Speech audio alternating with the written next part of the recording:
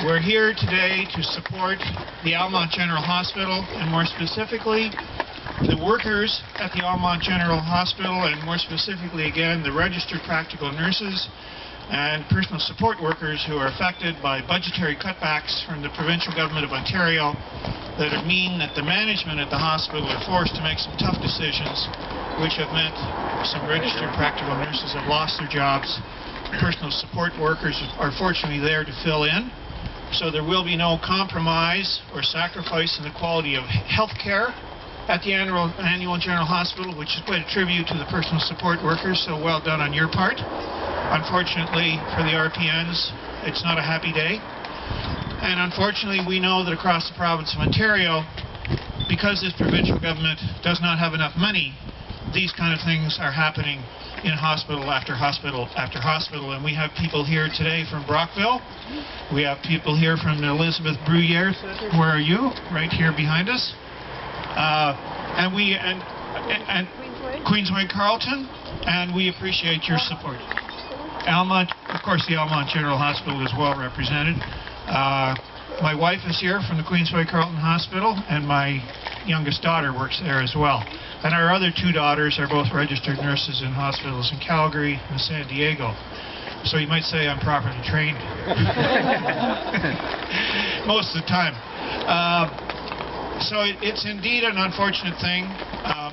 And what we're here to do today is to tell the people of Ontario who are expecting good health care to be available, as it always has been, and they want it to be in the future, that it may be in danger in the future.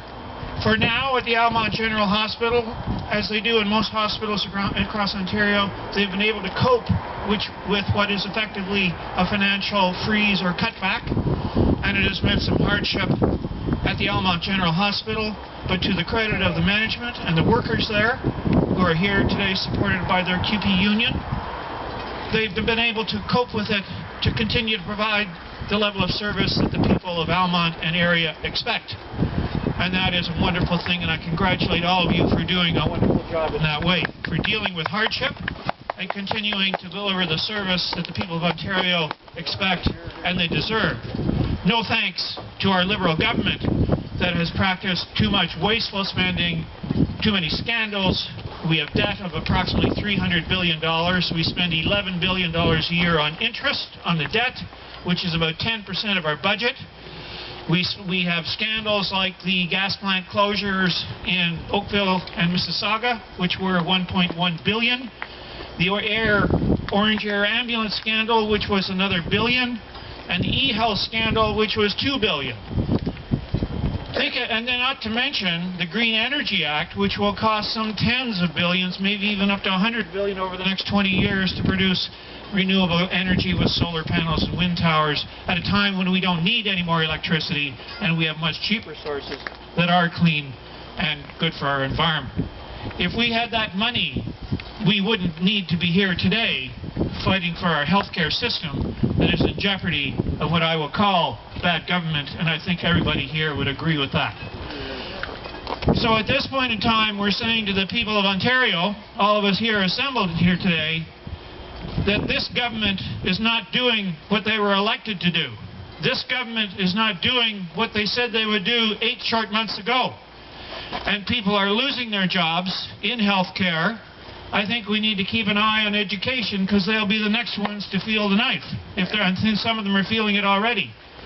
And when healthcare and education, the two most important things the government does, and they're really the job of government, when those become threatened, and we waste money on other things, something is very, very wrong, and we need change, because we're all being betrayed. In this case, the people that work at the Almonte General Hospital and the communities within which you serve are at risk of losing the good health care that you currently deliver to them. So at this point in time, we have other people here in our group that would like to say a few words. We have CUPE representatives, and so Michael, would you like? Where's Michael Hurley? Would you like to say a few words? And we have Linda Mayhew, Melbrew, sorry. Linda, here's Linda Melbrew from the CUPE Union, president of local 3022. 3022. Here, Linda. I'm here today on behalf of all my members at the Almonte General Hospital, Fairview Manor. We're experiencing 10 RPN positions which are being cut at the Almonte General Hospital. All our members are affected by this process. We need more money from the government to give more money to the hospitals because they're not making these cuts to the workers. They're cutting all our workers, which is like 10 full-time RPNs full-time RPNs is a lot. Sorry, I'm a little nervous. Okay. Yeah, no, it's a lot of cuts, and I mean these cuts don't heal. Our skills are very vital at the Almonte General Hospital, and we need more funding to the hospitals all across the province to be able to provide the adequate health care that the people deserve. People are aging, people are coming into the hospitals, and the people won't be there to look after them. The frontline workers are the workers being affected by the cutbacks.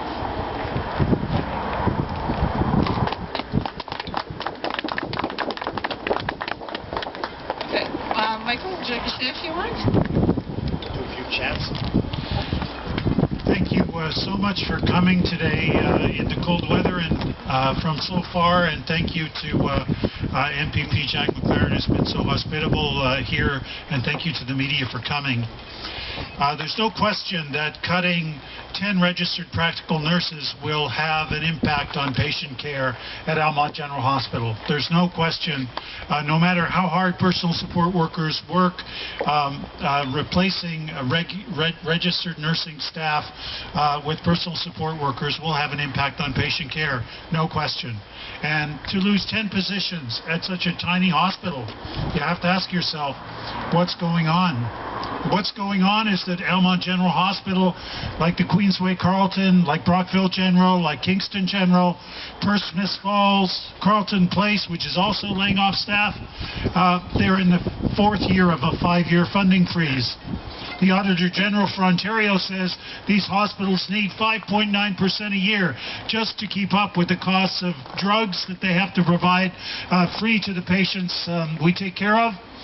Doctors' salaries, medical technologies, these things all grow faster than the general rate of inflation. But these hospitals have had zero each year for 4 years. In effect, Almonte General Hospital's budget has been cut by 24% in real terms over that period. And so we have cutbacks, and those cutbacks impact patient care. We're here today from hospitals across this Ottawa Valley and Eastern Ontario, all affected in the same way. And we're here today to say that it's our expectation that the Liberal government will fund these hospitals properly. And I'm glad to be able to tell you that the Ontario Health Coalition has announced that it will undertake a series of regional days of action around healthcare beginning in Sudbury on April 17th. And we're going to build in Eastern Ontario as well, in Ottawa, in Brockville, Kingston, and other communities, and we're going to apply the pressure that should be applied to the Liberal government to get the funding to allow these hospitals to serve the patients that they look after. Thank you so much for coming out today. Thank you so much for your solidarity, and thank you, Mr. McLaren. So maybe just one more and then back to you. Would that be okay? Did you want to? We're going to give lots of people a chance. I'm going to repeat a lot of what's been said. My name is Larry Rodriguez. I'm the first VP with OCHU. We've been to quite a few of these recently. This is happening right across the province. But what I want to share with you here today is we've heard about the funding cuts.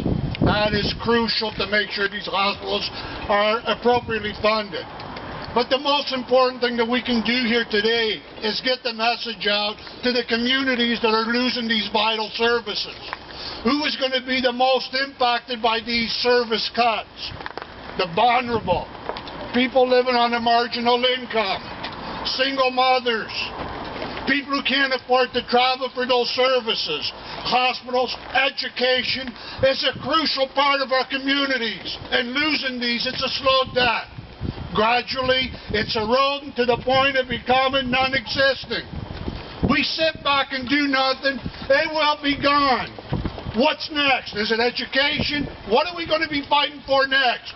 We need to build a resistance. We need to come together. We need to get these communities to fight for the services that aren't delivered in their communities.